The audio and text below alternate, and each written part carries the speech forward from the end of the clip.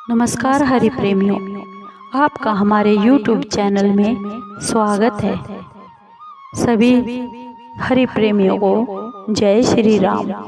आज हम आपके लिए लेकर आए हैं श्री तुलसीकृत रामायण जी से श्री सुंदरकांड का संपूर्ण पाठ, जो सरल और हिंदी भाषा में है, जिसे आप आसानी से कर सकते हैं। उससे पहले अगर आप हमारे YouTube चैनल पर नए हैं तो प्लीज़ चैनल को सब्सक्राइब कीजिए और बेल आइकॉन को ज़रूर दबाइए ताकि आप तक हमारे सारे नोटिफिकेशन पहुंच सके। हरि प्रेमियों, आपका एक सब्सक्राइब भी हमारे लिए बेहद मायने रखता है। आइए शुरू करते हैं। हरि प्रेमियों, आज हमारी भागदौड़ भरी जिंदगी में हमें बहुत ही समय कम मिलता है। उससे हमारा पूजा पाठ का समय भी कम होता है। उसके लिए हम आपके लिए पहली बार श्री राम भक्त तुलसीदास जी कृत चौपाइयों को सरल और हिंदी भाषा में पहली बार आपके सामने लेकर आए हैं, जिससे समय अभाव के कारण आप सुंदरकांड का पाठ सुन सकते हैं। आपने हर रोज अगर ये सुंदरकांड का पाठ सुना तो समझो आपका सुंदरकांड का पाठ हो गया, क्योंकि करने से ज़्यादा सुनने का फल ज़्यादा मिलता है। तो आइए हम शुरू करते हैं सुंदरकांड का पाठ। उससे पहले हम थोड़ा श्री गुरु महाराज जी की स्तुति करते हैं। आइए सब मिलकर करते हैं। गुरुर् ब्रह्मा गुरुर्विष्णु गुरुर्देव महेश्वरा, गुरुर् साक्षात् परब्रह्म तस्मै श्री गुरुवे नमः।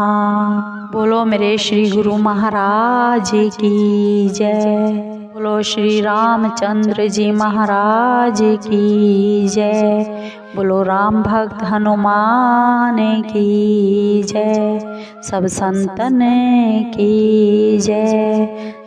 राम भक्त तुलसीदास की जय। ये सुंदरकांड का पाठ शुरू करते हैं। जो शांत नित्य परमाणु से परे मोक्ष रूपी शांति के दायक ब्रह्मा, शिव और शेष जी से निरंतर सेवित, वेदांत से जानने योग्य, सर्वव्यापक, देवताओं के प्रधान, माया से मनुष्य रूपधारी कृपा निधान, रघुवंश में श्रेष्ठ तथा राजाओं के शिरोमणि राम राम नामधारी जगदीश्वर है। हम उनको प्रणाम करते हैं। हे श्री रघुनाथ जी, मैं सत्य कहता हूँ, इस पर भी आप तो अंतर्यामी हैं। मेरे हृदय में कोई अभिलाषा नहीं है। मुझे अपनी पूर्ण भक्ति दीजिए और मन को काम और दोषों से रहित कर दीजिए। अतुल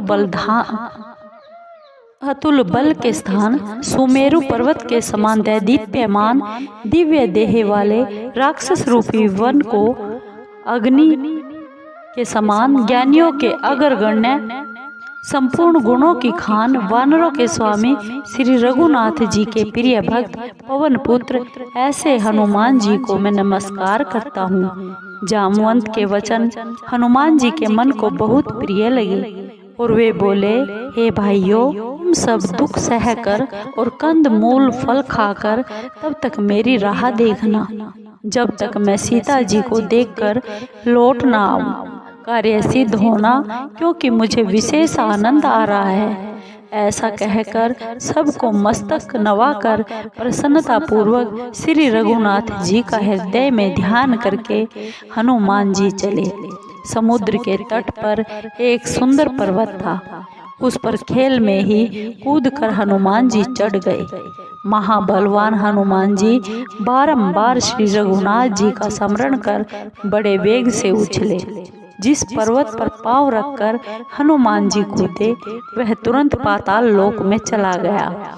जैसे श्री रघुनाथ जी का अमोघ बाण छूटता है, वैसे ही हनुमान जी चले। समुद्र ने हनुमान जी को श्री रघुनाथ जी का दूत जानकर मैनाक से कहा, तुम उनकी थकावट को दूर करने वाले बन जाओ।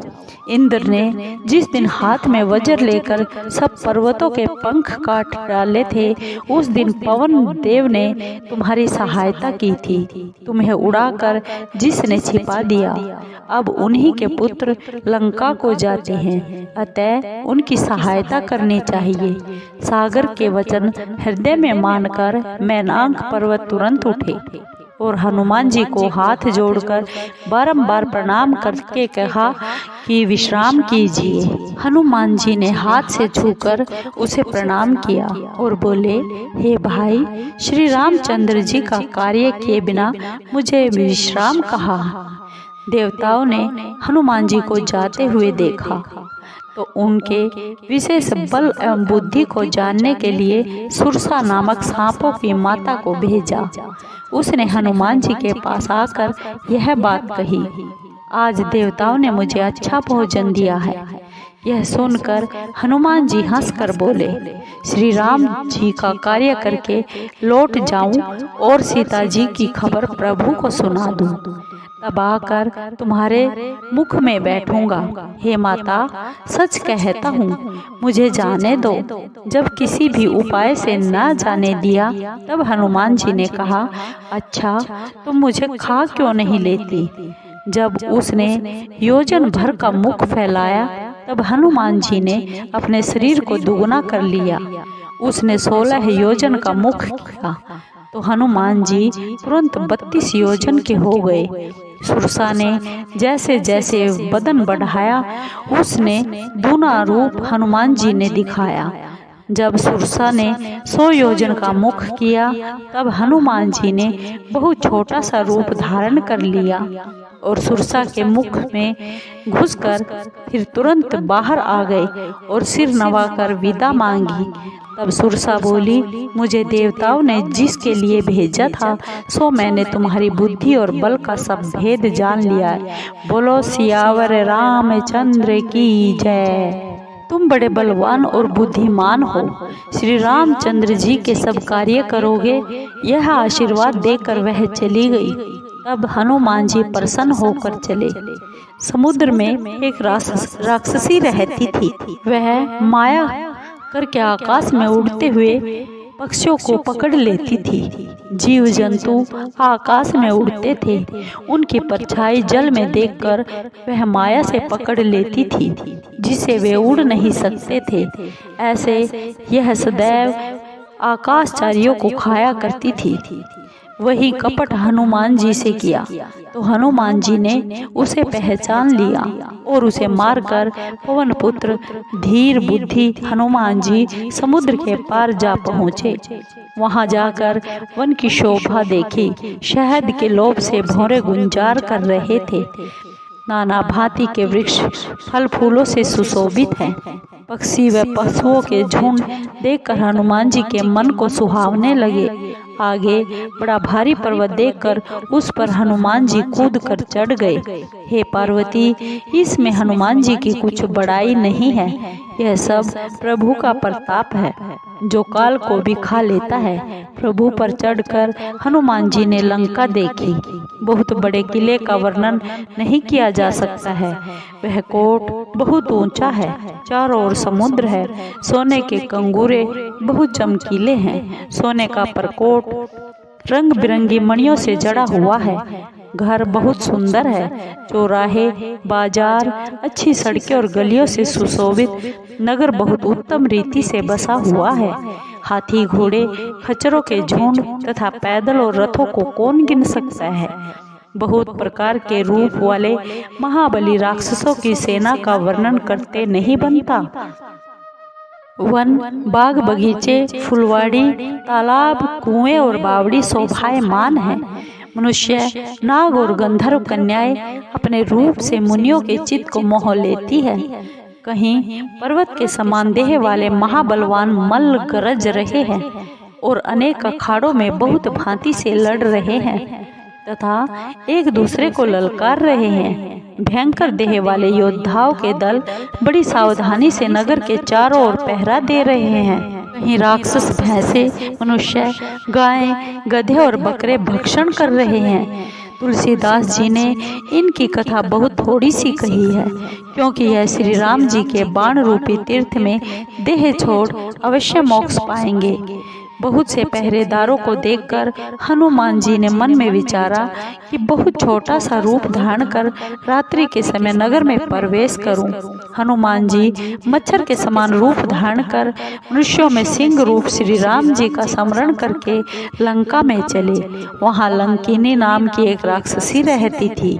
वह बोली, तू मेरा निरादर करके कहाँ जाता है? हे सठ, तू मेरा भेद जानता है कि सब चोर ही मेरे आहार हैं। कपि ने उसके एक घूंसा मारा, जिसे वह रुधिर वमन करती हुई लुढ़क गई। फिर संभल कर लंकिनी उठी और हाथ जोड़ शंका सहित प्रार्थना करने लगी। रावण को जब ब्रह्मा जी ने वर दिया था, तब चलते समय उन्होंने मुझे यह पहचान बतलाई थी, जब तू बंदर की मार से विकल हो जाए तो जान लेना अब राक्षसों का संहार होने वाला है। हे तात, मेरे बड़े पुण्य भाग्य है, मैं नेत्रों से श्री राम जी के दूत को देख पाई। हे तात, स्वर्ग वह मोक्ष का सुख तराजू के पलड़े में रखा जाए, और जो पल भर के सत्संग का सुख है वह दूसरे पलड़े में रखा जाए, तो सब मिलकर भी सत्संग के बराबर नहीं होते। हृदय में श्री राम जी का स्मरण कर नगर में प्रवेश कर सब कार्य किए जाए, उसको विष अमृत हो जाता है। शत्रु मित्रता करता है, समुद्र गौ के समान हो जाता है, आग ठंडी हो जाती है। हे गरुड़, सुमेरु पर्वत उनको धूल के समान हो जाता है, जिसको श्री राम की कृपा दृष्टि से देखते हैं। बहुत छोटा रूप धारण कर हनुमान जी भगवान का स्मरण कर नगर में घुसे। उन्होंने प्रत्येक घर ढूंढा तो जहां तहां अगणित योद्धा देखे। फिर रावण के महल में गए। वह बहुत ही विचित्र था, जिसका वर्णन नहीं हो सकता। हनुमान जी ने रावण को सोते हुए देखा, परंतु महल में जानकी जी कहीं दिखाई नहीं पड़ी। फिर एक सुंदर भवन देखा, वहां भगवान का मंदिर अलग बना हुआ था। श्री राम जी के धनुष बाण से अंकित उस सुंदर मंदिर की शोभा का वर्णन नहीं किया जा सकता। वहां सुंदर तुलसी के नवीन वृक्ष समूहों को देखकर हनुमान जी बहुत प्रसन्न हुए, परंतु लंका में तो राक्षस समूहों का निवास है, यहाँ सज्जन का वास कहाँ? इस प्रकार मन में हनुमान जी तर्क करने लगे। उसी समय विभीषण जी जाग गए। उन्होंने राम राम स्मरण किया। सुनते ही हनुमान जी प्रसन्न हुए और उन्हें सज्जन वाला उन्होंने सोचा कि इनसे सट करके परिचय करूंगा। साधुजन से कार्य की हानि नहीं होती। ब्राह्मण का रूप धरकर हनुमान जी ने वचन सुनाया। सुनते ही विभीषण उठकर वहां आए, प्रणाम करके कुशल पूछी और कहा, हे विप्र, अपनी कथा समझा कर कहिए। आप क्या हरि भक्तों में से कोई हैं? क्योंकि मेरे हृदय में बहुत प्रीति उत्पन्न हो रही है, अथवा श्री राम जी के चरणों के कोई प्रेमी हैं जो मुझे बड़भागी करने आए हैं। तब हनुमान जी ने सब राम कथा कहकर अपना नाम बताया। सुनते ही दोनों के शरीर पुलकित हो गए और श्री राम जी के गुण समूह स्मरण कर दोनों के मन प्रेम मग्न हो गए। बोलो श्री रामचंद्र की जय। विभीषण बोले, हे पवन पुत्र हनुमान जी, सुनो, हमारा यहाँ रहना ऐसा है जैसे दांतों में बेचारी जीभ रहती है। हे तात, मुझे अनाथ जानकर क्या कभी श्री राम जी मुझ पर कृपा करेंगे? मेरा तमोगुणी राक्षस शरीर है, साधन भी नहीं है, मन में श्री राम जी के चरणों में प्रीति भी नहीं है। परंतु हे हनुमान जी, अब मुझे विश्वास हुआ कि श्री हरि की कृपा के बिना संत नहीं मिलते। जब श्री राम जी की कृपा है तभी तो आपने हट करके मुझे दर्शन दिए हैं। यह सुनकर हनुमान जी ने कहा, हे विभीषण, सुनो, प्रभु राम जी की यह रीति है कि वे अपने भक्तों पर सदा प्रीति करते हैं। कहो तो मैं ही कौन सा बड़ा कुलीन हूँ, जाति का चंचल बंदर, सब प्रकार से हीन हूँ। प्रातःकाल जो मेरा नाम लेवे तो उसे भोजन भी न मिले, हे मित्र सुनो, ऐसा तो मैं अधम हूँ, किंतु मुझ पर श्री रघुनाथ जी ने कृपा की है। प्रभु के गुणों को स्मरण कर दोनों की आंखों में आंसू भर आए। जो जानबूझकर ऐसे स्वामी को भूल जाते हैं, वे मनुष्य दुखी क्यों ना हो। इस भांति श्री रामचंद्र जी के गुणों को कहते हुए दोनों ने अनिर्वचनीय विश्राम पाया। फिर विभीषण ने वह कथा कही जिस प्रकार जानकी जी वहाँ रहती थी। तब हनुमान जी ने कहा, हे भाई सुनो, मैं माता जानकी को देखना चाहता हूँ। विभीषण ने सब युक्ति सुनाई। तब हनुमान जी विदा मांग कर चले। फिर वही रूप धर कर वहां गए जहां अशोक वन में सीता जी रहती थी। हनुमान जी ने सीता जी को देख मन ही मन प्रणाम किया। वहां बैठे बैठे रात बीती जाती है, देह दुर्बल हो रही है, सिर पर जटाओं की बैनी है, हृदय में श्री राम जी के गुणों को जप कर रही है। सीता जी अपने चरणों की ओर टकटकी लगाकर देख रही है और मन श्री राम जी के श्री चरणों में लगा हुआ है। जानकी जी को दीन देखकर हनुमान जी बहुत दुखी हुए। हनुमान जी वृक्ष के पत्तों में छिपे रहे और विचार करने लगे कि भाई अब क्या करना चाहिए। उस समय रावण आ पहुंचा। उसके साथ श्रृंगार किए हुए बहुत सी स्त्रियां भी थी। उस दुष्ट ने सीता जी को बहुत भांति से समझाकर शाम दाम भय और भेद दिखाकर समझाया। रावण बोला, हे चतुर सुंदरी सुनो, मंदोदरी आदि सब रानियों को मैं तुम्हारी दासी बनाऊंगा। यह मेरी प्रतिज्ञा है। तुम एक बार मेरी ओर देख लो। तब सीता जी परम स्नेही श्री राम जी का स्मरण कर तिनके को आड़ में रखकर बोली, रे दसमुख सुन, क्या जुगनू के प्रकाश से कमलिनी कभी खिलती है? तू ऐसा ही मन में समझ ले। फिर जानकी जी बोली, रे दुष्ट, क्या तुझे श्री रघुनाथ जी के वाण की सुधि नहीं? रे मूर्ख, तू मुझे सोने में हर लाया है। रे अधर्म निर्लज, तुझे लाज नहीं आती? अपने को जुगनू के समान और श्री रामचंद्र जी को सूर्य के समान सुनकर तथा कठोर वचन सुन रावण बहुत खिसिया कर क्रोध में तलवार निकाल कर बोला, हे सीते, तूने मेरा अपमान किया है, इसलिए तेरा सिर इस पैनी तलवार से काटता हूँ, नहीं तो जल्दी से मेरी बात मान ले। हे सुमुखी, नहीं मानोगी तो जीवन की हानि होगी। सीता जी बोली, रे मूर्ख सुन, प्रभु की भुजा जो नील कमल की माला के समान व हाथी के सूंड के समान सुंदर है, क्या तो वह भुजा ही मेरे कंठ में पड़ेगी या फिर तेरी कठोर तलवार ही पड़ेगी, मेरा दृढ़ निश्चय है। हे चंद्रहास, श्री राम जी के विरह की अग्नि से उत्पन्न मेरे दुख को तू हर ले।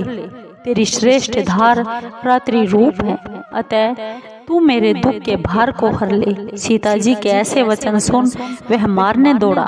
तब मंदोदरी ने नीति युक्त वचन कहकर उसे समझाया। रावण सब निशाचरों को बुलाकर बोला कि जाकर सीता को बहुत प्रकार से भय दिखाओ। यदि वह 1 महीने में मेरा कहना नहीं मानेगी तो उसे तलवार से मार डालूंगा। ऐसा कहकर रावण तो घर चला गया और यहाँ राक्षसियां नाना प्रकार से भयंकर रूप धारण करके माँ सीता को डराने लगी। उसमें त्रिजटा नाम की राक्षसी ज्ञान में चतुर और श्री राम जी के श्री चरणों की प्रेमी थी। सबको बुलाकर उसने अपना सोपन सुनाया और कहा, सीता जी की सेवा करके अपना भला कर लो। सपने में मैंने देखा कि वानर ने लंका जला दी और निशाचरों की सेना को मार डाला। रावण नंगे सिर गधे पर सवार था, उसके सिर मुंडे हुए थे और 20 भुजाएं कटी हुई थी। इस प्रकार वह दक्षिण दिशा को जा रहा था और लंका मानो विभीषण की को मिल गई। नगर भर में श्री रघुनाथ जी की दुहाई फिर गई। तब प्रभु ने सीता जी को बुला भेजा। मैं पुकार कर निश्चय पूर्वक कहती हूँ कि 4 दिन के बाद यह सब सत्य हो जाएगा। उसके वचन सुनकर सब राक्षसियां डर गई और जानकी जी के श्री चरणों में गिर पड़ी। सब इधर उधर चली गई। तब सीता जी मन में चिंता करने लगी कि 1 महीने बाद नीच राक्षस मुझे मार डालेगा। सीता जी फिर जटा से हाथ जोड़कर बोली, हे माता, विपत्ति में मेरा साथ देने वाली तुम ही हो। कोई ऐसा उपाय बताइए जिससे मैं अपना शरीर छोड़ दूं। दुस्सह विरह अब सहा नहीं जाता। हे माता, तुम लकड़ी जलाकर चिता बना दो और फिर उसमें आग लगा दो। हे सयानी, तुम मेरी प्रीति को सत्य कर दो। अब इन कानों से सूल के समान वचन कौन सुने। त्रिजटा ने वचन सुनकर चरण पकड़कर उन्हें समझाया और श्री राम जी का बल प्रताप और सुयश सुनाया। वह बोली, हे राजकुमारी, सुनो, रात्रि में अग्नि नहीं मिलेगी। ऐसा कहकर वह अपने घर को चली गई। सीता जी मन में कहने लगी, देव ही मेरे प्रतिकूल हो गया, न तो अग्नि ही मिलती है, न दुख ही दूर होता है। आकाश में अंगारे दिखाई दे रहे हैं, परंतु पृथ्वी पर एक भी तारा नहीं गिरता। चंद्रमा भी अग्निमय है, परंतु मुझे भाग्यहीन जानकर यह भी अग्नि नहीं बरसाता। हे अशोक वृक्ष, मेरी विनय सुन, मेरा शोक दूर करो और अपने अशोक नाम को सत्य करो। तेरे नवीन पत्ते आग के समान लाल है। अग्नि दे, विरह की सीता को ना जला। सीता को विरह से अत्यंत व्याकुल देखकर वह क्षण हनुमान जी को कल्प के समान बीता। तब हनुमान जी ने हृदय में विचार कर अंगूठी डाल दी, मानो अशोक ने अंगारा दे दिया। सीता जी ने प्रसन्न होकर उसे उठा लिया। तब सीता जी ने राम नाम से अंकित मनोहर मुद्रिका देखी। सीता जी चकित होकर उसे देखने लगी और पहचान कर हर्ष एवं शोक से हृदय में व्याकुल हो गई। वे सोचने लगी, श्री रघुनाथ जी तो अजय है, उन्हें कौन जीत सकता है और माया से भी ऐसी मुद्रिका नहीं बन सकती। सीता जी मन में नाना प्रकार के विचार कर रही थी। उसी समय हनुमान जी मधुर वचन में बोले। वे श्री राम जी के गुणों का गान करने लगे, जिन्हें सुनते ही सीता जी के दुख दूर हो गए। वह मन और कान लगाकर सुनने लगी। वह हनुमान जी ने शुरू से सब कथा सुना दी। सीता जी बोली, जिसने कानों को अमृत रूपी यह कथा कही है, हे भाई, वह सामने क्यों नहीं आता। हनुमान जी निकट गए तो उन्हें देख सीता जी ने मुंह फेर लिया।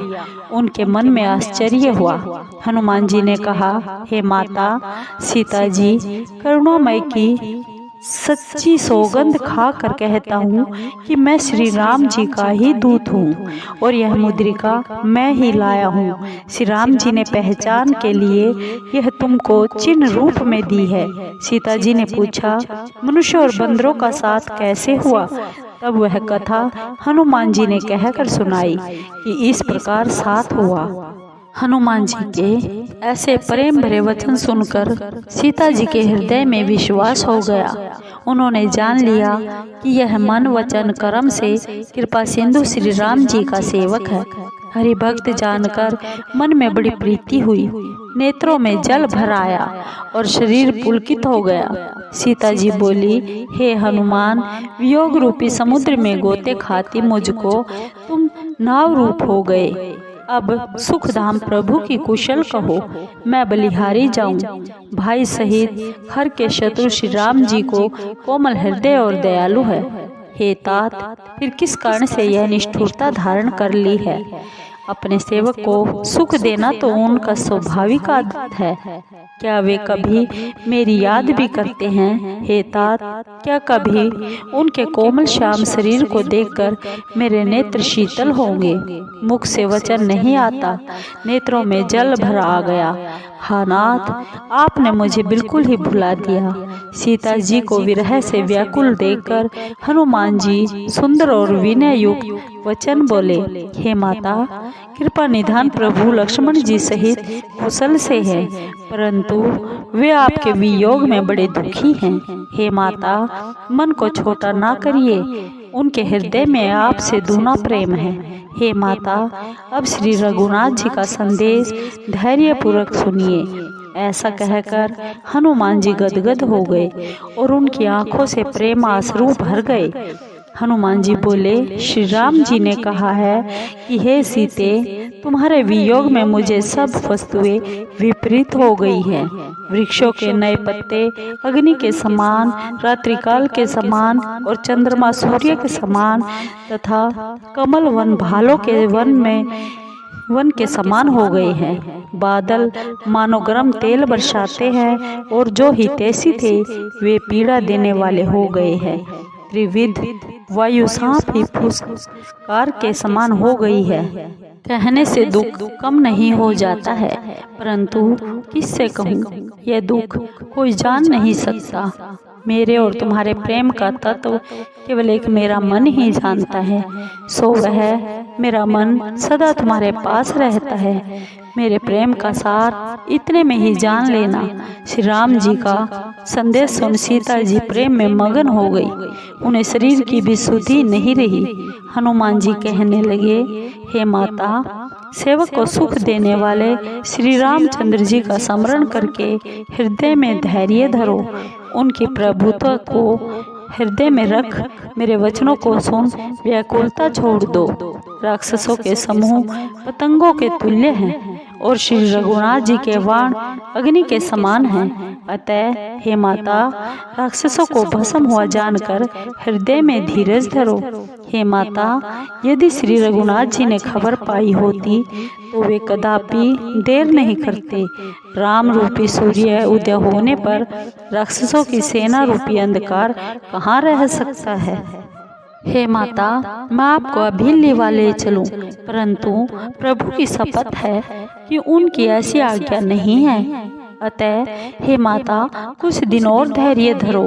वानरों के सहित श्री रघुनाथ जी यहाँ आएंगे और राक्षसों को मारकर आपको ले जाएंगे। उनका यश नारद आदि तीनों लोकों में गाएंगे। सीता जी बोली, हे पुत्र, सब बंदर तुम्हारे ही समान छोटे होंगे और राक्षस तो बड़े ही बलवान होते हैं। अतः मेरे मन में बड़ी शंका है। यह सुन हनुमान जी ने अपना स्वरूप प्रकट किया। सुमेरु पर्वत के आकार का युद्ध में बड़ा ही डरावना और बलवान शरीर था। तब सीता जी के मन में भरोसा हुआ।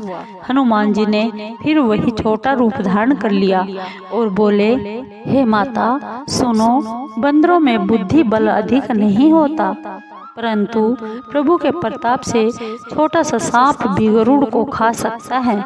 भक्ति, प्रताप, तेज और बल से भरे वचन सुनकर सीता जी के मन में संतोष हुआ। हनुमान जी को श्री रामचंद्र जी का प्रिय जानकर सीता जी ने आशीर्वाद दिया कि हे तात, तुम बल एवं बुद्धि के भंडार हो। तुम्हें बुढ़ापा न आए तथा अजर अमर गुण निधान हो। श्री रघुनाथ जी तुम पर सदा कृपा करे। श्री राम जी सदा कृपा करे। ऐसा कानों में से सुनकर हनुमान जी के प्रेम में मगन हो गए। बारंबार सीता जी के चरणों में सिर नवाकर कपि हाथ जोड़कर बोले, हे माता, अब मैं कृतार्थ हो गया। आपका आशीर्वाद अटल है, यह बात प्रसिद्ध है। हे माता, सुनो, वृक्षों में सुंदर फल लगे देख मुझे बहुत बड़ी भूख लगी है।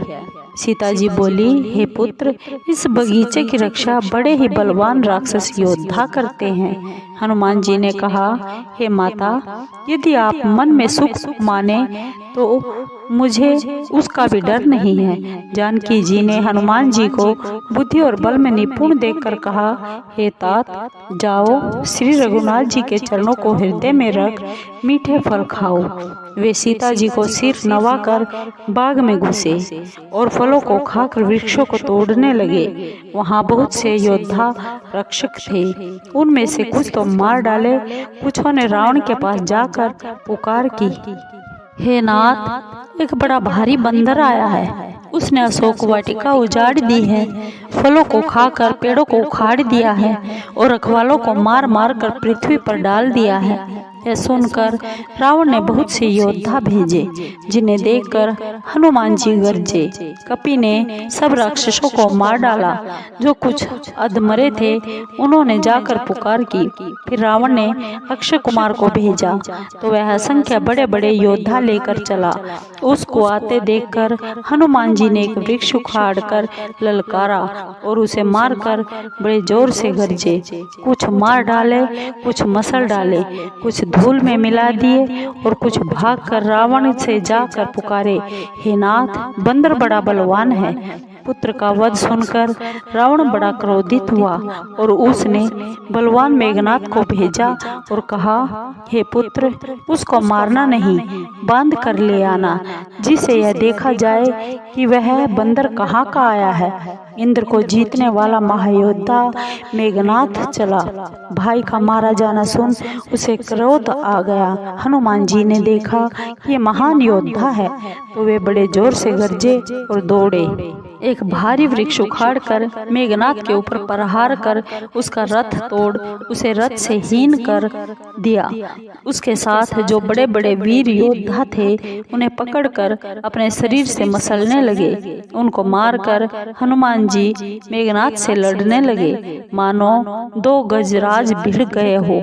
उसे एक घुसा मारकर हनुमान जी पेड़ पर जा चढ़े और उसे क्षण भर के लिए मूर्छा आ गई। फिर उठकर उसने बहुत सी माया रची, परंतु फिर भी पवन पुत्र हनुमान जी जीते नहीं जाते थे। तब उसने ब्रह्मास्त्र लिया। हनुमान जी ने मन में विचार किया कि यदि इस ब्रह्म अस्त्र को निष्फल करता हूँ तो इसकी अपार महिमा घट जाएगी। उसने हनुमान जी को ब्रह्मास्त्र मारा, परंतु गिरते समय भी बहुत सी सेना का नाश कर दिया। जब उसने जाना कि हनुमान जी मूर्छित हो गए हैं, तब इन्हें नागपाश से बांध कर ले गया। हे पार्वती, सुनो, जिसका नाम जप कर ज्ञानी मनुष्य संसार के बंधन से छूट जाते हैं, उनका दूत भी कहीं बंध सकता है, किंतु स्वामी के कार्य के लिए हनुमान जी ने अपने को बंधा लिया। बंदर का बांधा जाना सुन राक्षस दौड़े और कौतुक के हेतु सभा में आए। हनुमान जी ने रावण की सभा देखी। उसके ऐश्वर्य का वर्णन कुछ किया नहीं जाता। दिग्पाल हाथ जोड़े हुए नम्र भाव से खड़े हैं और डरते हुए सब रावण की भ्रकुटी देख रहे हैं। ऐसे वैभव को देखकर भी हनुमान जी के हृदय में तनिक भी शंका ना हुई, जैसे सर्पों में गरुड़ निशंक रहता है। हनुमान जी को देखकर रावण दुर्वचन कहकर खूब हंसा, परंतु फिर पुत्र का वध याद करके उसके हृदय में बहुत दुख हुआ। रावण ने कहा, हे बंदर, तू कौन है? किसके बल से तूने मेरी वाटिका का नाश किया है? क्या तूने मेरा नाम कभी कानों से नहीं सुना? हे मूर्ख, तू बड़ा निडर दिखाई देता है। तूने किस अपराध से राक्षसों को मारा? रे मूर्ख, क्या तुझे प्राणों का भय नहीं? हनुमान जी बोले, हे रावण, सुन, जिस पर ब्रह्मा के बल से माया अनेक ब्रह्मांडों की रचना कर डालती है, जिसके बल से ब्रह्मा, विष्णु और महेश तीनों संसार को रचते, पालते और नाश करते हैं, और जिसके बल से शेष जी जंगलों और पर्वतों सहित पृथ्वी को सिर पर धारण करते हैं, जिस ईश्वर ने देवताओं की रक्षा के लिए और तुम्हारे जैसे दुष्टों को दंड देने के लिए नाना प्रकार के रूप धारण किए, जिसने शिवजी के कठोर धनुष को तोड़ा और सब राजाओं के घमंड का नाश कर दिया है, और जिसने खरदूषण, त्रिशरा, बाली आदि बड़े बड़े योद्धाओं का वध कर डाला, जिसके बल के लेस मात्र से तूने सब चराचर विश्व को जीत लिया, जिसकी प्यारी स्त्री को तू चुरा लाया है, मैं उन्हीं का दूत हूँ। तुम्हारी प्रभुता को मैं जानता हूँ। तुम सहस्त्र बाहु से लड़े थे और बाली के साथ युद्ध करके तो तुम्हें बड़ा यश प्राप्त हुआ था। हनुमान जी के ऐसे वचन सुनकर रावण ने हंसकर टाल दिया। हे स्वामी, मुझे भूख लगी थी, इसलिए फल मैंने खाए हैं और वानरी स्वभाव से वृक्षों को तोड़ा है। हे दैत्यराज, अपना शरीर सबको प्रिय होता है।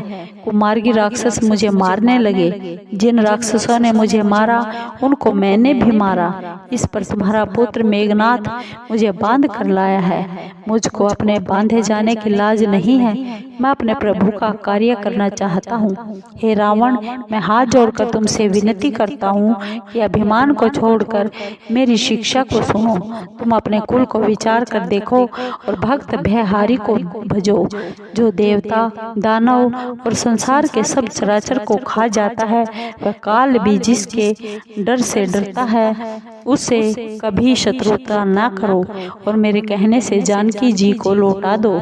खर के शत्रु श्री राम जी प्रणतपाल तथा दया के समुद्र है। शरण में जाने पर तुम्हारे अपराध को भूलकर तुमको अपनी शरण में ले लेंगे।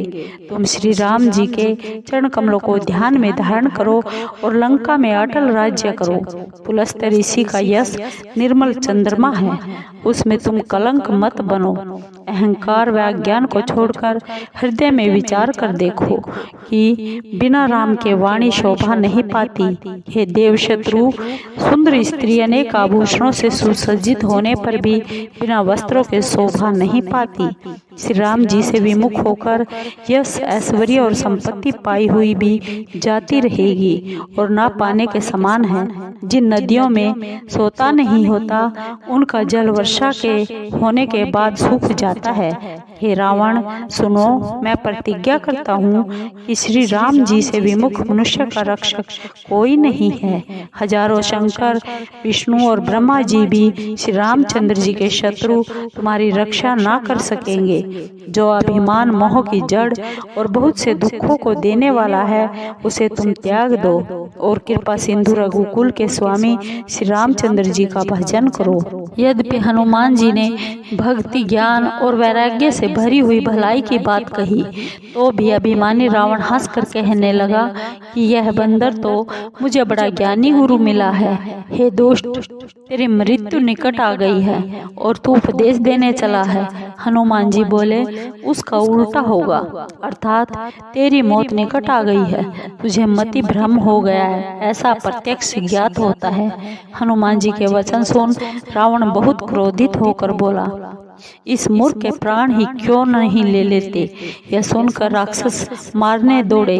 उसी समय मंत्रियों सहित विभीषण जी आ गए। शीश नवाकर और बहुत विनय करके विभीषण ने रावण से कहा, हे महाराज, दूत को मारना उचित नहीं, यह नीति के विरुद्ध है, अतः इसे कोई और दंड दीजिए। सब ने कहा, हे भाई, यह सलाह ठीक है। यह सुनकर रावण हंसकर कहने लगा, अच्छा, इस वानर को अंग भंग करके भेज दो। मैं सबको समझा कर कहता हूँ कि बंदर की ममता पूंछ पर अधिक रहती है, अतः उसी को तेल में डुबोकर कपड़ा बांधकर आग लगा दो। यह पूंछहीन होकर वहाँ जाएगा, तब यह मूर्ख अपने स्वामी को लेकर यहाँ आवेगा, जिनकी इसने बहुत ही बड़ाई की है। मैं उनकी प्रभुता देखना चाहता हूँ। यह वचन सुनकर हनुमान जी मन में मुस्कुराए कि मुझे ज्ञात होता है सरस्वती जी ने सहायता की है। रावण के वचन सुन मूर्ख निशाचर वही तैयारी करने लगे। लंका में वस्त्र, घी और तेल नहीं रहा और वीर हनुमान जी ने यह खेल किया, पूंछ बढ़ा ली। नगर के लोग तमाशा देखने आए। वे हनुमान जी को लात घूंसे मारते और हंसी करते। ढोल बज रहे हैं, सब तालियां पीट रहे हैं। हनुमान जी को सारी लंका में घुसाकर पूंछ में आग लगा दी। आग लगी देखकर हनुमान जी ने तुरंत ही बहुत छोटा शरीर कर लिया और कूदकर सोने की अटारियों पर चढ़ गए। देखकर निशाचरों की स्त्रियां डर गई। भगवान की प्रेरणा से उस समय 49 पवन चलने लगे। तब हनुमान जी अट्टहास करके गरजे और बढ़कर आकाश से जा मिले। शरीर बहुत बड़ा था परंतु हल्का था। वे एक भवन से दूसरे भवन पर दौड़कर चढ़ जाते हैं। लंका जल रही है, उसमें करोड़ों कराल लपटें निकल रही हैं, जिससे लोग बेहाल हो गए। हा बाप, हा माता पुकार रहे हैं। इस समय हमें कौन बचाएगा? हमने पहले ही कहा था कि यह बंदर नहीं है, कोई देवता है, बंदर का रूप धर कर आया है। महात्माओं का अपमान करने का फल ऐसा ही होता है। अनाथ के नगर के समान नगर जल रहा है। महावीर जी ने एक क्षण में सारे नगर को जला दिया, केवल एक विभीषण का घर नहीं जला। शिव जी कहते हैं, हे पार्वती, हनुमान जी तो उन्हीं के दूत हैं जिन्होंने अग्नि को बनाया है, इसी कारण वे जले नहीं। हनुमान जी ने सारी लंका को उलट पलट कर जलाया और फिर समुद्र में कूद पड़े। फिर हनुमान जी पूछ बुझाकर थकावट दूर करके और छोटा सा रूप बनाकर जानकी जी के आगे हाथ जोड़कर जा खड़े हुए और बोले, हे माता, मुझे चिन्ह दीजिए। जैसे रघुनाथ जी ने मुझे मुद्रिका दी थी, तब सीता जी ने चूड़ामणि उतार कर हनुमान जी को दी और हनुमान जी ने उसे प्रसन्नता पूर्वक ले लिया। सीता जी बोली, हे तात, प्रभु से मेरा प्रणाम कहना। ऐसा कहना कि हे प्रभु, आप तो सब प्रकार से पूर्ण काम हैं, अतः आप अपने ही दीन दयालु होने के यश को याद करके मेरे भारी संकट को दूर करिए। हे तात, इंद्र के पुत्र जयंत की कथा सुनाना और प्रभु को उनके बाण का प्रताप स्मरण कराना। हे नाथ, आप महीने भर न आएंगे तो मुझे जीवित न पाएंगे। हे कपि, कहो मैं किस तरह अपने प्राण रखूं? तुम भी तो अब जाने के लिए कहते हो। तुम्हें देखकर कुछ छाती ठंडी हुई थी। अब फिर मेरे लिए वही दिन और वही रातें होंगी। जैसे मणि के बिना सर्प व्याकुल रहता है और जल के बिना मछली व्याकुल रहती है, वैसे ही श्री रघुनाथ जी को देखे बिना मैं दुखी हूँ। हे तात, हनुमान जी, न जाने विधाता हमें अयोध्या फिर कब पहुँचावेगा। सब माताओं सहित भरत, शत्रुघ्न और अन्य सभी लोग कब आनंद पाएंगे। कब समस्त मंगल कार्य सिद्ध होंगे और याचकों की इच्छाएं पूर्ण होंगी। मैं श्री राम जी की नख से सीख तक मनोहर छवि कब देखूंगी। श्री रामचंद्र जी को मणियों से जड़ित मुकुट सिर पर धरे, कानों में सुंदर कुंडल पहने और अनमोल जगमगाती टोपी धारण किए मैं कब देखूंगी। इत्र से सिंची कपोलों के निकट लहराती हुई तथा जिनमें कुसुम कलियां लगी हुई है, ऐसी अलकों को कब नेत्र भर कर देखूंगी। मस्तक पर सुंदर तिलक किए धनुष के समान भुजों वाले उन प्रभु को मैं बड़भागिनी कब नेत्रों के पलक विसार कर देखूंगी। विशाल, सुंदर, चंचल, सुखप्रद और मान को दूर करने वाले मेरी ओर देखते हुए प्रभु के नेत्रों से अपना मन बलिहारी करके कब देखूंगी। तोते के समान नासिका और उसमें लटकन अत्यंत शोभा से युक्त चंद्रमा के तुल्य मुख को चकोर के समान तृण तोड़कर कब देखूंगी। हे कपि, जिनके अधर लाल, दांत दाढ़िम के समान रसना सुंदर और हास्य मृदु है, उन चंद्रमा के समान प्रकाश युक्त स्वामी का मैं कब दर्शन करूंगी। भक्तों के मन को हरने वाले वचन में अपने कानों से कब सुनूंगी।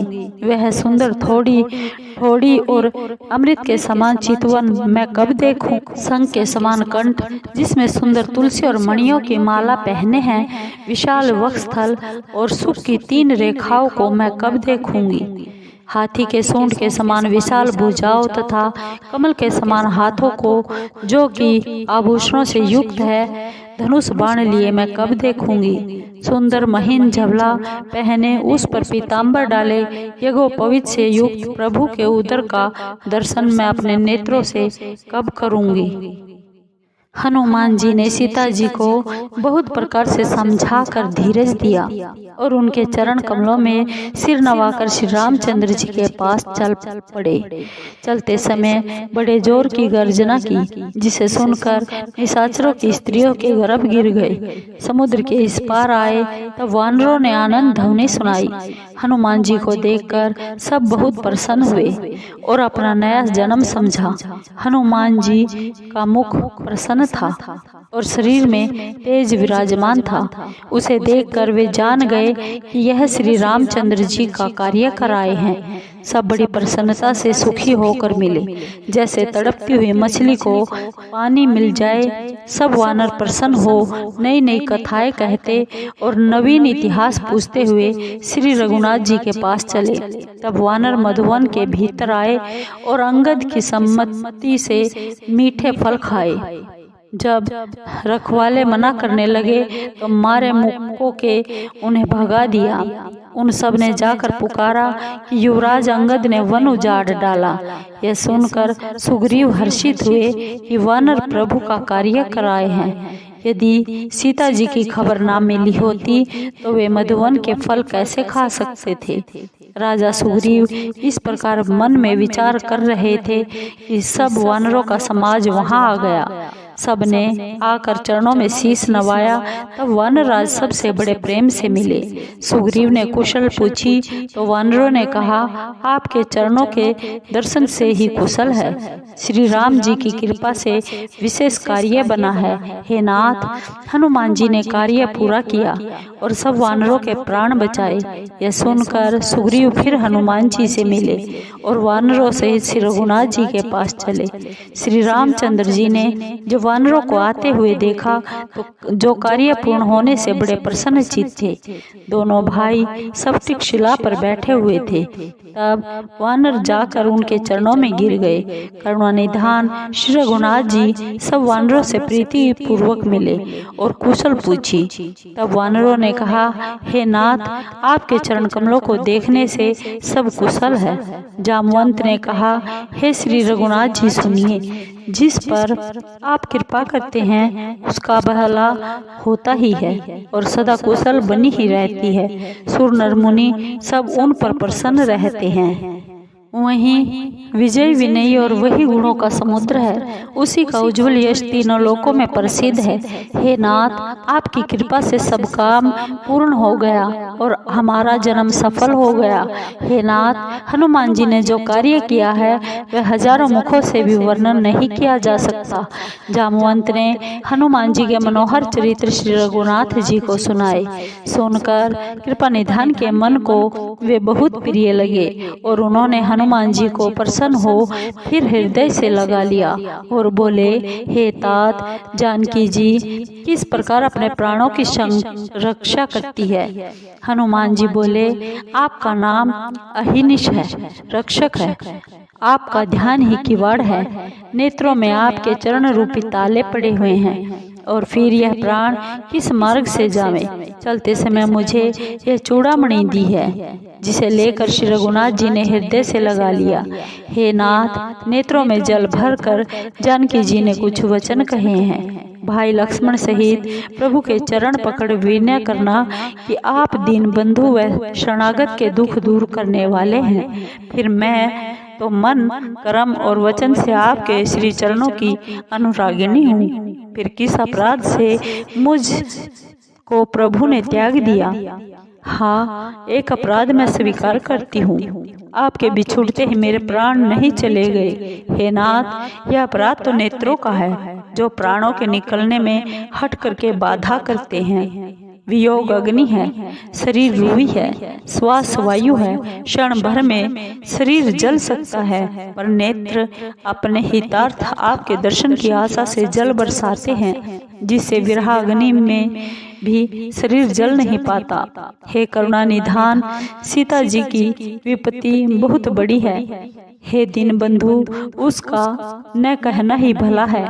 हे करुणा निधान, सीता जी का एक एक क्षण एक कल्प वृक्ष कल्प के समान बीत रहा है।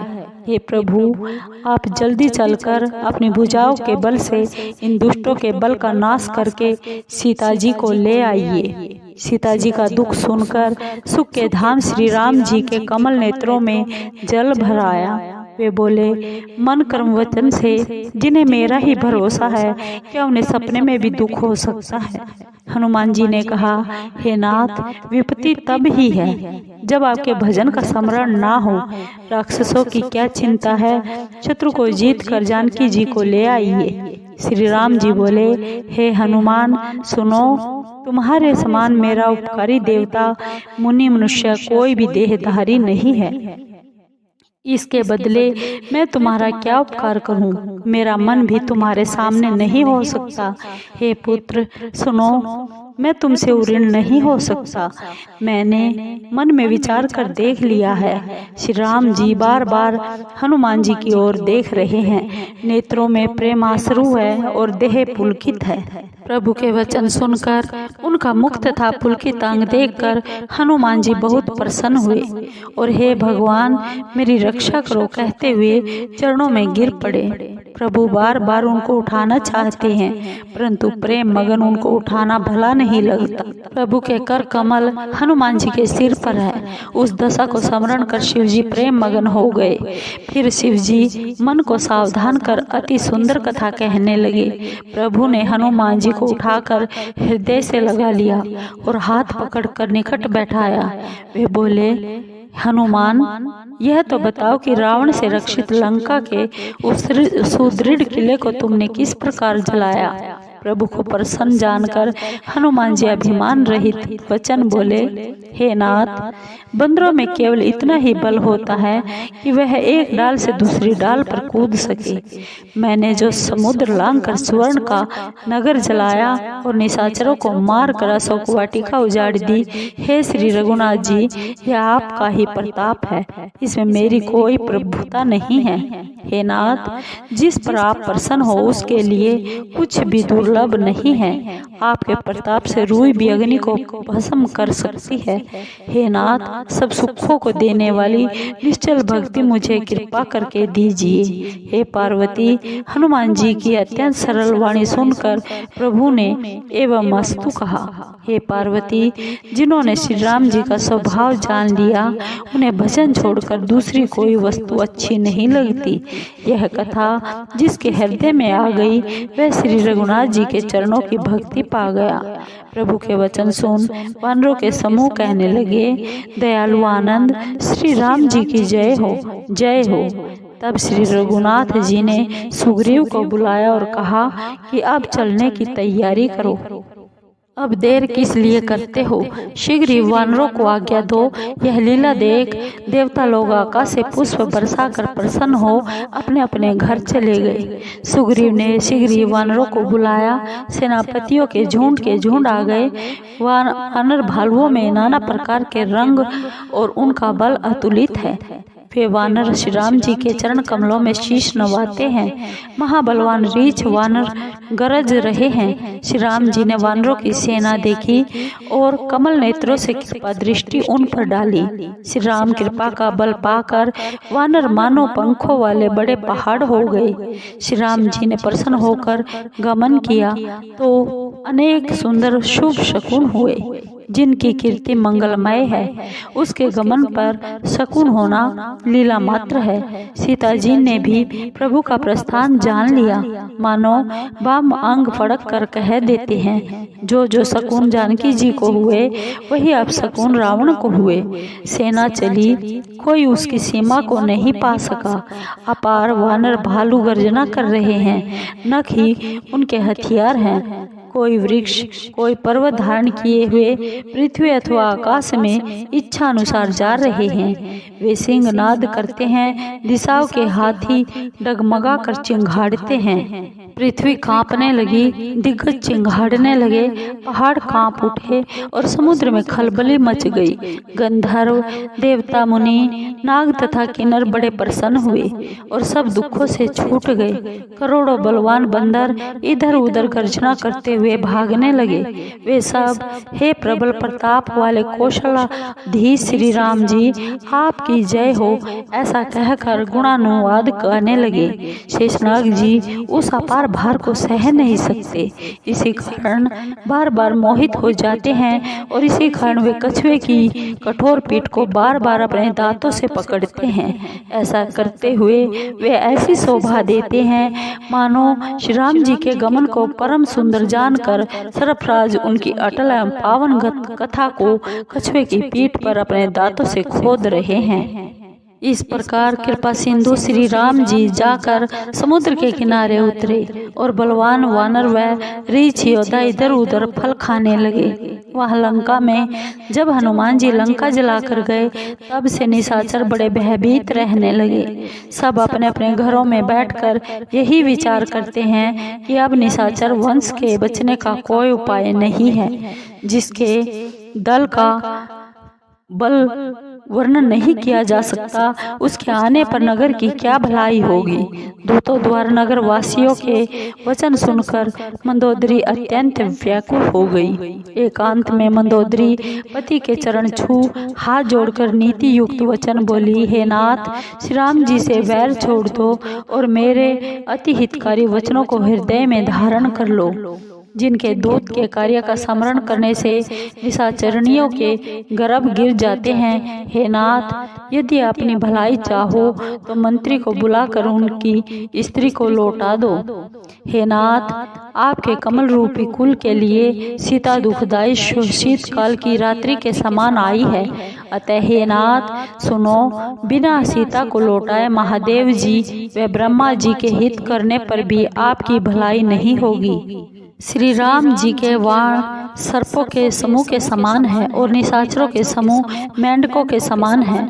जब तक वे इन्हें ग्रस न ले तब तक ही हट छोड़कर इसका उपाय कर लीजिए। उसकी वाणी कानों से सुनकर संसार में प्रसिद्ध अभिमानी रावण हंसा और कहने लगा, सचमुच स्त्रियों का स्वभाव बड़ा डरपोक होता है।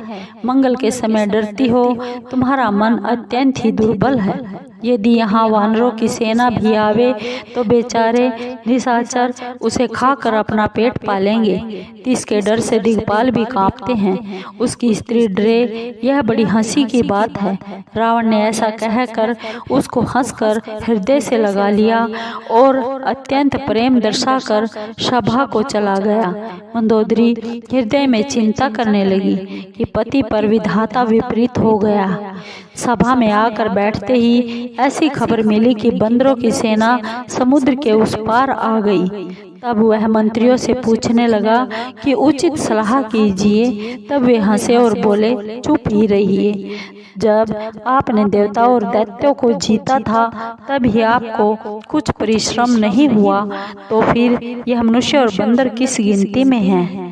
मंत्री, वैद्य, गुरु यदि ये तीनों भय अथवा लोभ से ठकुर सुहाती करे तो राज्य, शरीर और धर्म इन तीनों का शीघ्र ही नाश हो जाता है। वहीं ठकुर सुहाती रावण के यहाँ सहायता कर रही है। मंत्री सुना सुना कर स्तुति करते हैं। अवसर जानकर विभीषण वहाँ आए। उन्होंने भाई के चरणों में सिर नवाया। विभीषण सिर नवाकर अपने आसन पर बैठ गए और आज्ञा पालन पाकर यह वचन कहे, हे दयालु, जो आप मुझसे पूछते हैं तो हे तात, अपनी बुद्धि के अनुसार हित की बात कहता हूँ। जो आप अपना कल्याण, सुयश, शुभ गति, नाना प्रकार के सुख चाहे तो प्राय स्त्री के सुख को छोड़ के चौथ के चंद्रमा के समान त्याग दीजिए। चाहे 14 भुवनों का स्वामी हो, परंतु प्राणी मात्र से वैर करके वह ठहर नहीं सकता। जो मनुष्य बड़ा ही गुणी व चतुर हो, पर यदि वह थोड़ा लोभ करे तो उसे कोई अच्छा नहीं कहता। हे नाथ, काम, क्रोध, मद, लोभ ये सब नरक के मार्ग हैं। इन्हें छोड़कर श्री रामचंद्र जी के चरणों को भजिए, जिन्हें संत जन भजते हैं। हे तात, श्री राम जी मनुष्यों के ही राजा नहीं, वे तो संसार के स्वामी और काल के भी काल हैं। वे पर ब्रह्म, रोग रहित, जन्म मरण से परे, सर्वव्यापक, अजय, आदि और अनंत हैं। वे गो, ब्राह्मण, पृथ्वी तथा देवताओं के हितकारी, दया के समुद्र, मनुष्य रूपधारी, भक्तों को आनंद देने वाले, दुष्टों को दल का नाश करने वाले, वेद एवं धर्म के रक्षक तथा देवताओं का उद्धार करने वाले हैं। वैर त्याग कर उन्हें मस्तक नवाइए। वे शरणागत के दुख का नाश करने वाले हैं। हे नाथ, उन प्रभु को सीता जी को लौटा दीजिए और बिना कारण ही दया करने वाले श्री राम जी को भजिए। शरण में जाने पर प्रभु उनको भी नहीं त्यागते, जिनको सारे संसार से वैर करने का पाप लगा हो, जिनका नाम तीनों पापों का नाशक है। हे रावण, वही प्रभु प्रकट हुए हैं, ऐसा मन में समझो। हे भाई रावण, बार बार चरण लगकर विनय करता हूँ कि मान, प्रतिष्ठा, मोह और अहंकार को त्याग कर श्री राम जी का भजन करो। मुनि पुलस्त्य जी ने अपने शिष्य द्वारा यह बात कहला भेजी है कि सो हे तात, शुभ अवसर पाकर मैंने तुरंत ही स्वामी को कह सुनाई। माल्यवंत नामक बड़ा बुद्धिमान मंत्री था। उसने विभीषण के वचन सुन बहुत सुख माना और कहा, हे तात, आपके भाई नीति शिरोमणि हैं। वह जो कहते हैं उसे हृदय में धारण कीजिए। रावण बोला, दोनों मूर्ख शत्रु की बड़ाई कर रहे हैं। यहाँ कोई है तो इन्हें दूर कर दे। तब माल्यवंत तो अपने घर चला गया और विभीषण फिर भी वहाँ हाथ जोड़े खड़ा रहा। कहने लगा, हे नाथ, वेद पुराण ऐसा कहते हैं कि सुमति कुमति सबके हृदय में रहती है, पर जहाँ सुमति है वहाँ नाना प्रकार की संपत्ति रहती है, एवं जहाँ कुमति है वहाँ अंत में विपत्ति ही आती है।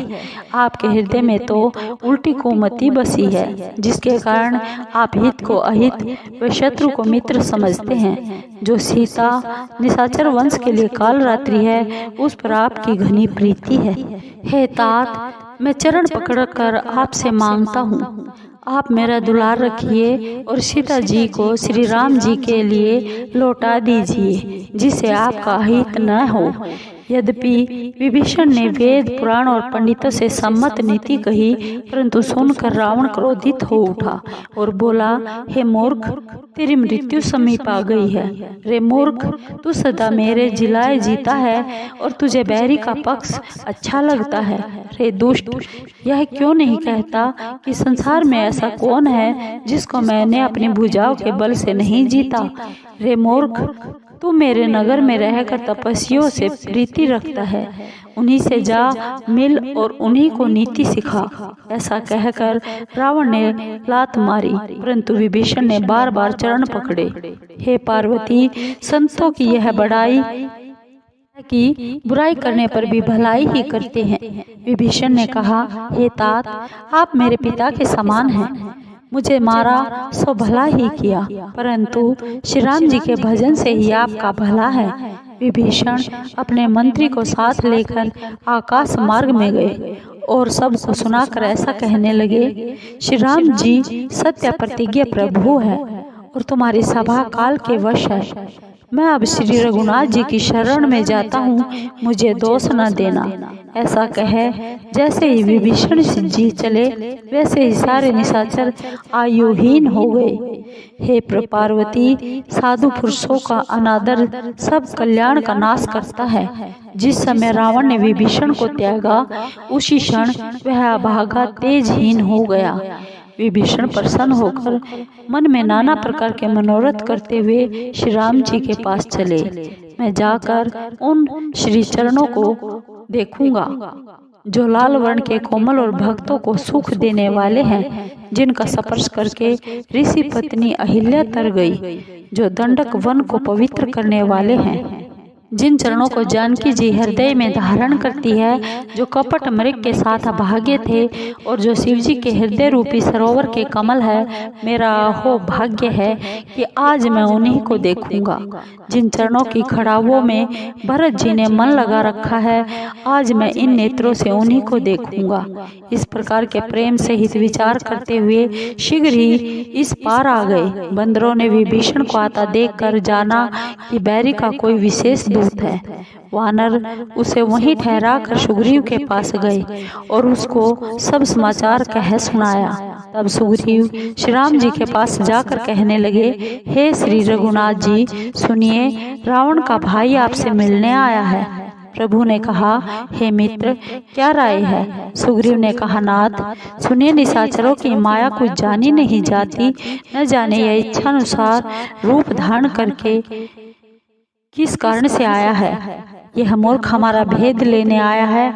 इस प्रकार मुझे तो यह अच्छा नहीं लगता कि उसे बांध कर रखा जाए। श्री राम बोले, हे मित्र, तुमने नीति तो ठीक विचारी है, परंतु मेरा तो परण ही शरणागतों का दुख दूर करना है।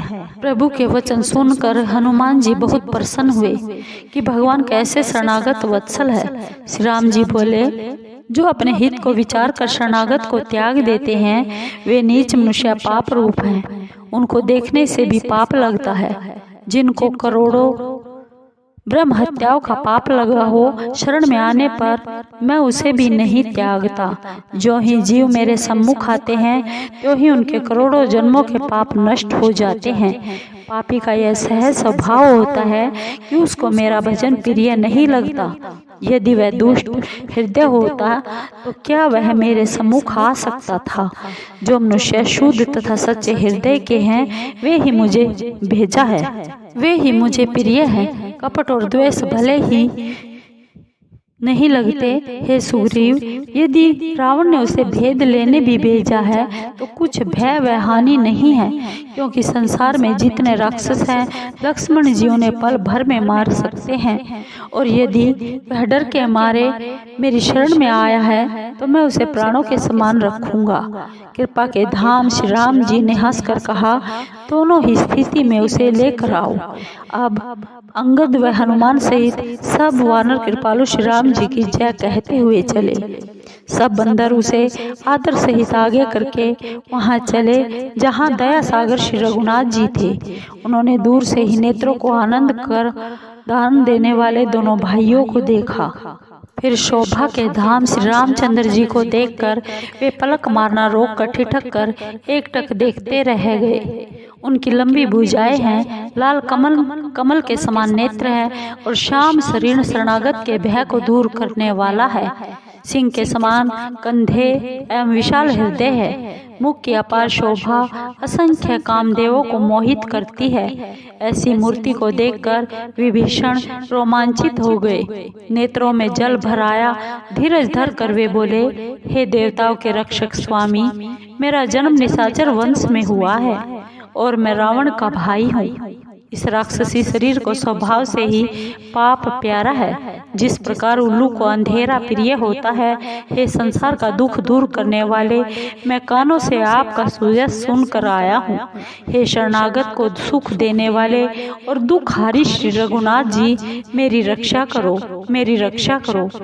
उसे ऐसा कहकर दंडवत करते हुए देख श्री राम जी अत्यंत हर्ष से तुरंत उठे। विभीषण के दीन वचन प्रभु के मन को प्रिय लगे। उन्होंने अपनी विशाल भुजाओं से उन्हें हृदय से लगा लिया।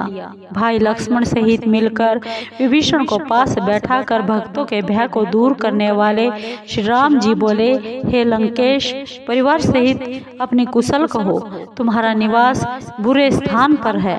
हे तात, तुम दुष्टों के साथ निवास करते हो, तुम्हारे धर्म का निर्वाह कैसे होता है? मैं तुम्हारी सब रीति जानता हूँ। तुम नीति चतुर हो, तुम्हारा भाव अन्याय का नहीं है। हे मित्र, नरक का रहना भला है, परंतु विधाता कभी दुष्ट का साथ ना दे। विभीषण बोले, हे नाथ, अब आपके श्री चरणों के दर्शन से कुशल हूँ, जो आपने दास जानकर मुझ पर दया की है। तब तक जीव को कुशल और स्वप्न में भी आराम नहीं है, जब तक वह शोक के घर को छोड़कर आप श्री राम जी को नहीं भजता। उसी समय तक लोभ, मोह, अभिमान और मान आदि दुष्ट हृदय में निवास करते हैं, जब तक आप धनुष, बाण और कमर में तरकस धारण किए हुए हृदय में वास नहीं करते। ममता घोर अंधेरी रात्रि है, जो राग द्वेष रूपी उल्लुओं को सुख देती है। वह तभी तक हृदय में बसती है जब तक आपका प्रताप रूपी सूर्य उदय नहीं होता। हे नाथ, अब आपके कमल रूपी श्री चरणों को देखने से सकुशल हूँ। मेरे भारी भय दूर हो गए हैं। आप जिसके ऊपर दया करते हैं उसे तीनों भव, शूल, दैहिक, दैविक और भौतिक ताप नहीं सताते। मैं निशाचर हूँ, मेरा स्वभाव बड़ा ही नीच है। मैंने कभी शुभ कर्म नहीं किया, परंतु जिन प्रभु का रूप मुनियों के ध्यान में नहीं आया, उसने प्रेम पूर्वक मुझे हृदय से लगाया है। हे कृपा और सुख की राशि श्री रघुनाथ जी, मेरा असीम सौभाग्य है, मैंने ब्रह्मा महादेव जी द्वारा सेवित आपके युगल को नेत्रों से देखा। श्री राम जी बोले, हे मित्र सुनो, मैं अपना स्वभाव कहता हूँ, जिसे कागभूषुंडी जी और श्री महादेव जी व पार्वती जी भी मानते हैं। कोई मनुष्य प्राणी मात्र का वैरी हो, यदि वह डरकर मेरी शरण में आ जाए और मद मोह तथा बल को त्याग दे तो मैं उसे साधु के समान शुद्ध कर देता। माता पिता, भाई, पुत्र, स्त्री, शरीर, घर, मित्र व परिवार, इन सभी ममता रूपी धागों को बटकर रस्सी बनावे और उससे मेरे श्री चरणों में अपने मन को बांध दे। जो समदर्शी है, जिनके हृदय में इच्छा, हर्ष, शोक और भय कुछ भी नहीं है, ऐसे सज्जन मेरे हृदय में किस प्रकार वास करते हैं। जैसे लोभी के हृदय में धन बसता है, तुम्हारे समान संत ही प्रिय है। मैं और किसी के लिए देह धारण नहीं करता। जो सगुण के उपासक है, पराय हित में लगे हुए हैं, नीति में चतुर और नियम में दृढ़ है और जिनका ब्राह्मणों के चरणों में प्रेम है, वे मनुष्य मुझे प्राणों के समान प्यारे हैं। हे लंकेश, सुनो, तुम्हारे अंदर उपरोक्त सभी गुण विद्यमान है, इससे तुम बहुत प्रिय हो। श्री राम जी के यह वचन सुनकर सब वानरगण कहने लगे, कृपा सिंधु श्री राम की जय हो। विभीषण प्रभु की वाणी को, जो कानों को अमृत के समान है, सुनकर तृप्त नहीं हुए। वे बारंबार चरण कमलों को पकड़ते हैं, अपार प्रेम हृदय में नहीं समाता। हे चराचर के स्वामी, हे शरणागत रक्षक, हे अंतर्यामी, सुनिए, मेरे हृदय में पहले कुछ इच्छा थी, सो आपके चरणों की प्रीति रूपी नदी में बह गई। हे कृपालु, अब आप अपनी पवित्र भक्ति, जो शिव जी के मन को सदैव भली लगती है, मुझे दीजिए। प्रभु ने एवं अस्तु कहकर समुद्र का जल मंगवाया और कहा, हे मित्र, यद्यपि तुम्हें इच्छा नहीं है, परंतु मेरा दर्शन संसार में निष्फल नहीं होता। ऐसा कहकर श्री राम जी ने विभीषण को राज तिलक कर दिया। तब आकाश से अपार पुष्प वृष्टि हुई। रावण की क्रोध अग्नि रूप में जलते हुए विभीषण को अपनी श्वास रूपी प्रचंड वायु से बचाकर श्री राम जी ने अटल राज्य दिया। जो संपदा शिव जी ने रावण को 10 सिरों का बलिदान देने पर दी थी, वही संपदा श्री रघुनाथ जी ने विभीषण को संकोच के साथ दी। ऐसे दयालु प्रभु को छोड़ जो दूसरों का भजन करते हैं, वे बिना पूंछ के सींग के पशु हैं। विभीषण को अपना भक्त जानकर श्री राम जी ने अपना बना लिया। इनका स्वभाव वानर कुल को बहुत भाया। फिर सर्वज्ञ, सबके हृदय में बसने वाले, सर्वरूप सबसे रहित, उदासीन राक्षस का कुल का नाश करने के लिए मनुष्य रूप धारण करने वाले श्री रामचंद्र जी नीति का पालन करने वाले वचन बोले, हे सुग्रीव, हे विभीषण, सुनो, यह अथाह समुद्र किस प्रकार से पार किया जाए। सर्प, मगर और नाना प्रकार की मछलियों से भरा हुआ यह अथाह समुद्र सब प्रकार से दुरस्त है। तब विभीषण ने कहा, हे श्री रघुनाथ जी, यद्यपि आपके बाण करोड़ों समुद्रों को सोखने वाले हैं, तो भी नीति में ऐसा कहा है, पहले समुद्र से विनय ही की जाए। हे तात, समुद्र आपका कुल गुरु है, यह विचार कर उपाय बतावेगा, तब बिना परिश्रम के ही सब रीछ वानरों की सेना समुद्र के पार उतर जाएगी। राम जी बोले, हे मित्र, तुमने ठीक उपाय बताया। यदि ईश्वर सहायता करे तो सफल होगा, परंतु यह सलाह लक्ष्मण जी को भली नहीं लगी। वे श्री राम जी के यह वचन सुनकर बड़े दुखी हुए। वे बोले, हे नाथ, ईश्वर का कौन भरोसा है, मन में क्रोध कर समुद्र को सुखा दीजिए। ईश्वर तो कायर मनुष्यों का एक सहारा है, आलसी ही सदा देव देव पुकारा करते हैं। यह वचन सुन श्री रघुनाथ जी हंसकर बोले, ऐसा ही करेंगे, मन में धीरज रखो। ऐसा कहकर और भाई को समझाकर श्री रघुनाथ जी समुद्र के पास गए। पहले प्रभु ने जाकर सिर नवाकर प्रणाम किया, फिर किनारे पर कुछ बिछा कर बैठ गए। जो ही विभीषण प्रभु श्री राम जी के पास आए, त्यों ही पीछे से रावण ने दूत भेजे। उन्होंने आकर कपट से वानरों का शरीर धारण कर सब कुछ देखा। वे शरणागत पर स्नेह देखकर श्री राम जी के गुणों की मन ही मन प्रशंसा करने लगे। फिर श्री राम जी का गुणानुवाद स्पष्ट रूप से करने लगे। वे प्रेम में कपट वेश को भूल गए। वानरों ने उन्हें पहचान लिया कि यह शत्रु के दूत हैं और उन्हें बांधकर सुग्रीव के पास ले आए। सुग्रीव बोले, हे वानरों, इन निशाचरों के अंग भंग करके भेजो। ऐसा कहकर वानर दौड़े और उन्हें बांधकर सेना के चारों ओर घुमाया। उन्हें बंदर बहुत प्रकार से मारने लगे। वे दीन वाणी से चिल्लाते थे, परंतु वानर उन्हें नहीं छोड़ते। अंत में बोले, जो जो हमारे नाक कान काटेगा उसे श्री रघुनाथ जी की सौगंध है। और कहा, यह चिट्ठी रावण को देकर उस कुलनाशक से कहना कि लक्ष्मण के शब्दों को बाँचो, और उस मूर्ख से मेरा यह संदेश मुख से कहना कि सीता जी को देकर प्रभु से जा मिल, नहीं तो तेरी मृत्यु निकट आ गई है।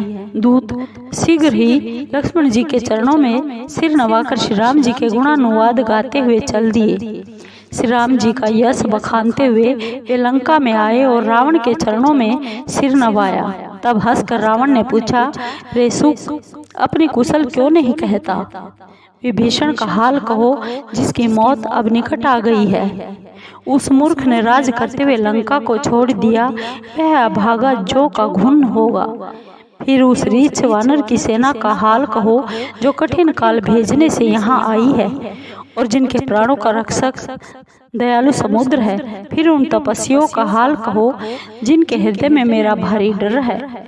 उनसे भेंट हुई अथवा वे मेरा सुयश सुनकर लौट गए। बैरी की सेना का बल तथा तेज बताता क्यों नहीं? तेरा चित्त चकित सा क्यों है? दूत बोला, हे नाथ, जैसे आप मुझसे पूछते हैं, आप क्रोध त्याग कर मेरा कहा मानिए। जब आपका छोटा भाई जाकर उनसे मिला, उसी समय श्री रघुनाथ जी ने तिलक कर दिया। बंदरों ने हमें रावण का दूत सुनकर बांधकर नाना प्रकार के कष्ट दिए। वे हमारे नाक कान काटने लगे।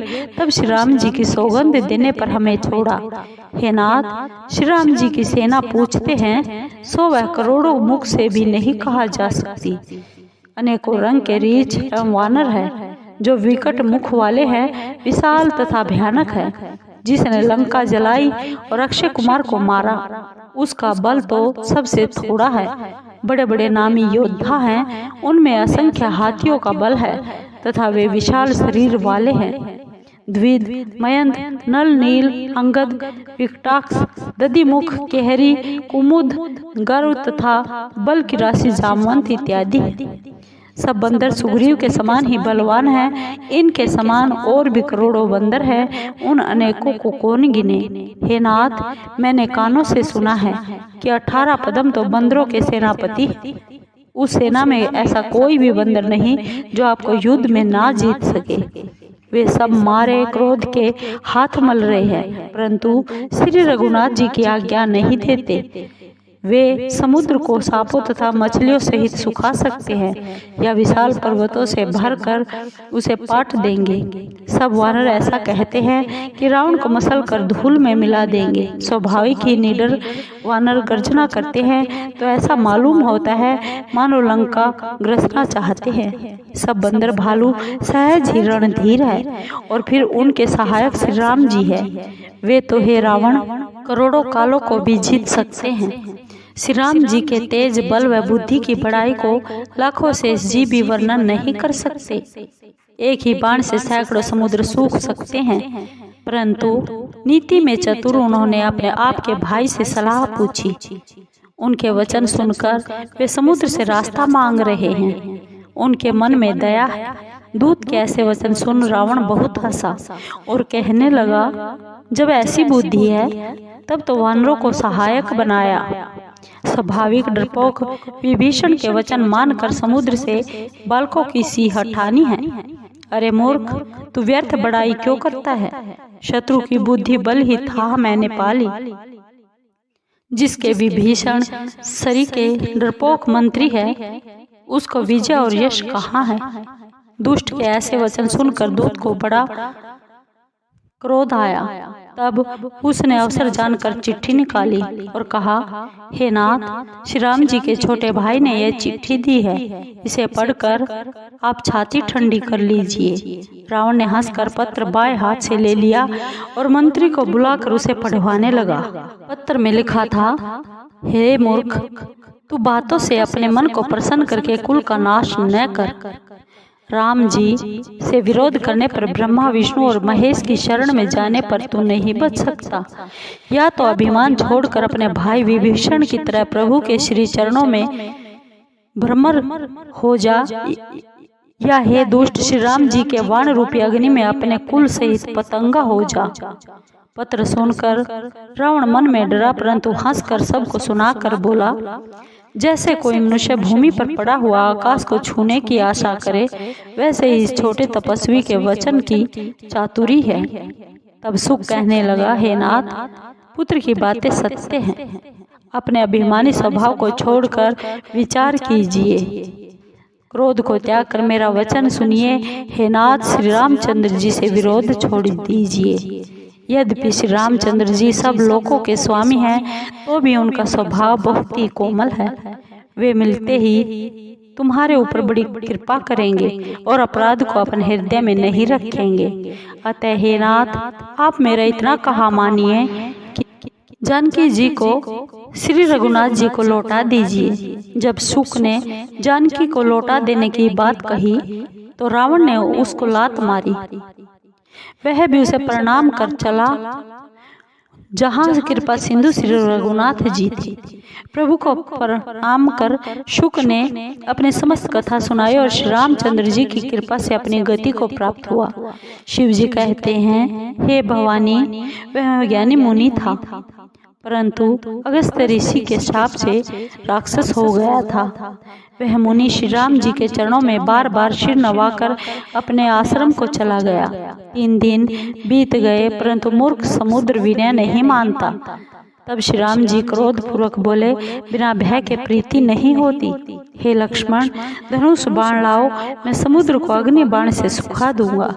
मूर्ख से विनय, छली से प्रीति, स्वभाव से ही कंजूस से सुंदर नीति वर्णन तथा मोह में फंसे हुए मनुष्य को ज्ञान की कथा, अत्यंत लोभी से वैराग्य का वर्णन, क्रोधी से शांति का पाठ और कामी से हरि कथा, इन सब का वैसा ही फल होता है जैसे ऊसर में बीज बोना। ऐसा कहकर श्री रघुनाथ जी ने धनुष चढ़ाया तो यह मत लक्ष्मण जी के मन को भाया।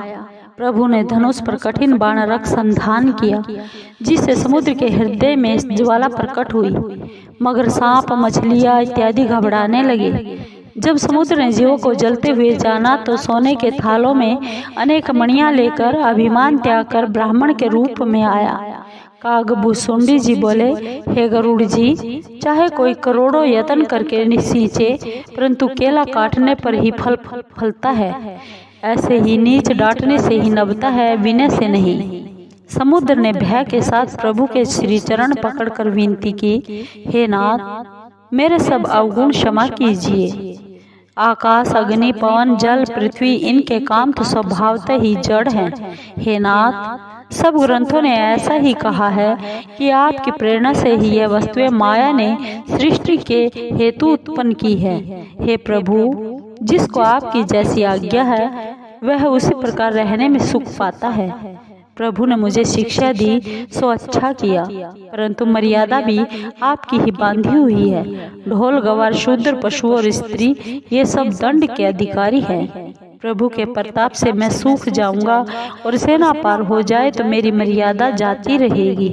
वेदों ने कहा है कि आपकी आज्ञा अपेल है, अतः जो आपको अच्छा लगे सो मैं शीघ्र करूं। अति विनीत वचन सुनकर कृपालु प्रभु ने हंसकर कहा, हे तात, जिस प्रकार वानरों की सेना पार हो जाए वही उपाय करो। समुद्र बोला, हे नाथ, नल व नील 2 वानर भाई हैं। उन्होंने बचपन में ऋषि से यह आशीर्वाद पाया था कि उनके छूने से भारी पर्वत भी आपके प्रताप से समुद्र में तैरने लगेंगे। मैं भी आपके प्रताप को हृदय में रखकर अपने बल के अनुसार सहायता करूंगा। हे नाथ, इस प्रकार आप समुद्र को बंधाइए, जिससे आपकी सुकीर्ति तीनों लोकों में गाई जाए। इस बाण से आप मेरे उत्तर तट के पाप राशि दुष्टों का संहार कीजिए। कृपालु श्री राम जी ने यह सुनकर समुद्र के हृदय की पीड़ा दूर कर दी। समुद्र श्री राम जी के ऐसे अतुल पराक्रम को देखकर प्रसन्न होकर सुखी हुआ। फिर सब हाल प्रभु को सुनाकर और उनके चरणों की वंदना करके समुद्र चला गया। समुद्र अपने घर चला गया। श्री राम जी को यह मत अच्छा लगा। यह चरित्र कलिकाल के पापों को हरने वाला है। जैसा कि तुलसीदास जी ने गाया है, श्री रघुनाथ जी गुण समूह और सुख के धाम और संशय व दुख के नाशक है।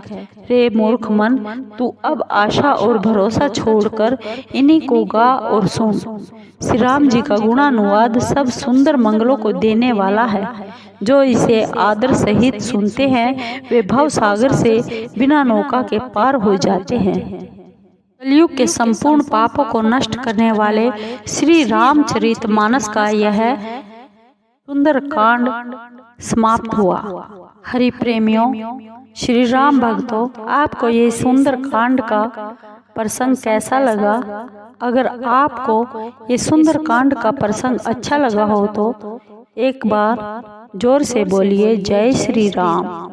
राम भक्त हनुमान की जय। राम भक्तों, अगर आपको ये सुंदर कांड अच्छा लगा हो तो प्लीज़ वीडियो को लाइक कीजिए, शेयर कीजिए और सब्सक्राइब जरूर कीजिए, कमेंट जरूर कीजिए। धन्यवाद। राम भक्तों, जय श्री राम।